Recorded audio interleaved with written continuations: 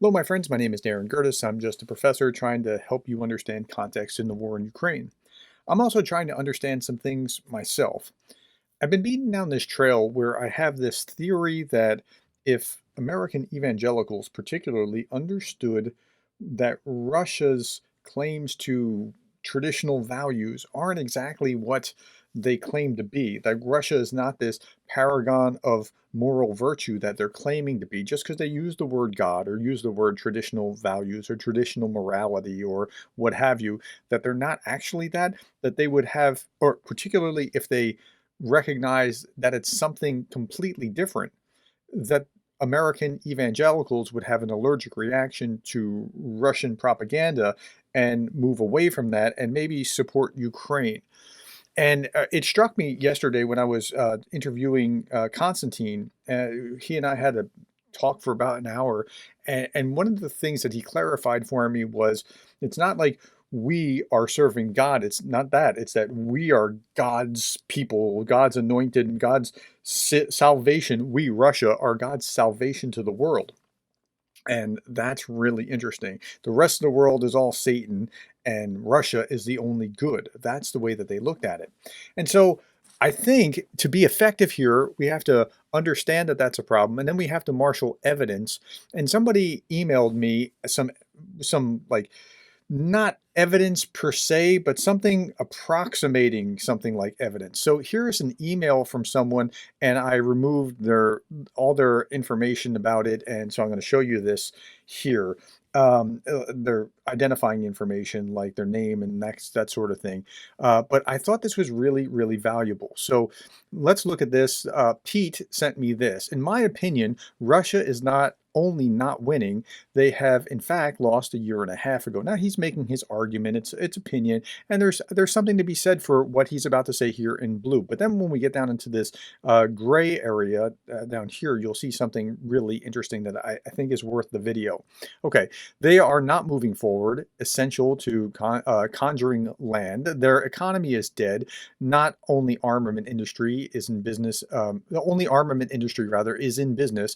They have no support from other countries, even Iran, North Korea. They have to buy stuff where Ukraine is given stuff. China doesn't give a blank, or whether they live or die. They are now living, yeah. So he's going on and he's making his case. No, it's not that I'm really concerned with. And he provided a number of these little images, these memes. Where's my $500 million plane? It sank. I saw that the other day somewhere else. It's pretty funny. Look at me, I'm winning the war. And then you see this guy at the very end of the pyramid, loss of the Kiev regime, loss of the, or Kiev region, loss of the Chernov region, loss of the Sumy region, loss of the Kharkiv region, loss of Kherson, loss of control over the Black Sea, Russia right now. And they're saying, look at me, I'm winning the war. Huh. I thought, oh, that's interesting. That is part of their mindset. And then there were two things here. There's this map, and I don't know that the figures are right, but the idea, the concept behind the figures are right. So here it says in 2023, Russia lost 245,000 men for just 0.01% of Ukraine's territory.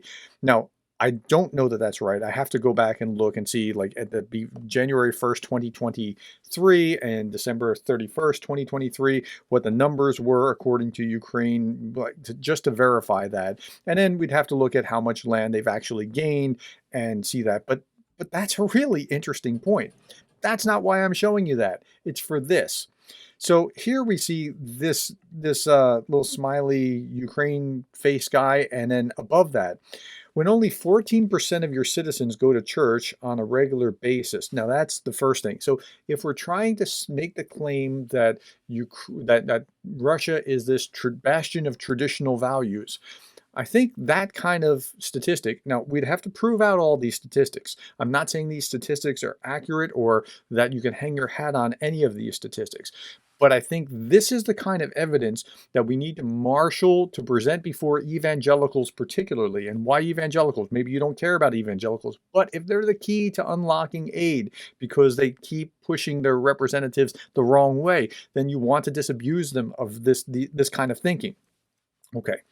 When only 14% of your citizens go to church on a regular basis, that would right there be kind of a red flag to the evangelical community, right? Maybe you don't go to church, you don't care, but that's not the point. 73 out of 100 marriages end in divorce. Well, I'm not sure what the statistic is, and frankly, we're not doing that hot ourselves, but that's another piece of the puzzle. You've got 500,000 abandoned children. That's important, right? You're the European leader of children raised by single parents and abortions per capita. The abortion one will sing to the evangelical crowd. But you still manage to convince leaders of European alt-right that you're the true bastion of conservative values because anti-gay laws and high levels of domestic violence. Okay, I'm not sure why high levels of domestic violence would help them come cozy up to them, but I get the LGBT thing. Okay, so what else could be there? Constantine and I were talking yesterday, and in that he talked about at some point about how in 1989, I think it was, there was a survey where they asked 18-year-olds what they want to be, for their career, and 18-year-old boys said something like that they want to be in the mafia. They want to be a mafia don. That was their career ambition. They want to make it big like that. 18-year-old girls at that same time said that they want to be prostitutes to foreigners because that's where money was.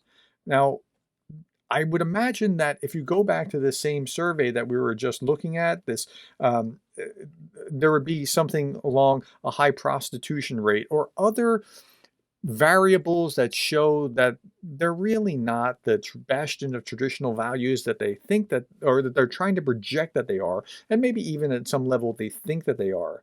And to marshal these statistics and then to communicate these to conservatives, I think would have a significant effect in making their mental shift away from pro-Russia to, maybe they're not that good after all. Maybe they're not really and again, the next step would be having to have somebody who is of enough stature to be able to communicate, because you have Tucker Carlson. And the example that I would give is if somebody else sent me something about how Christians were being persecuted, and there were multiple examples of this happening.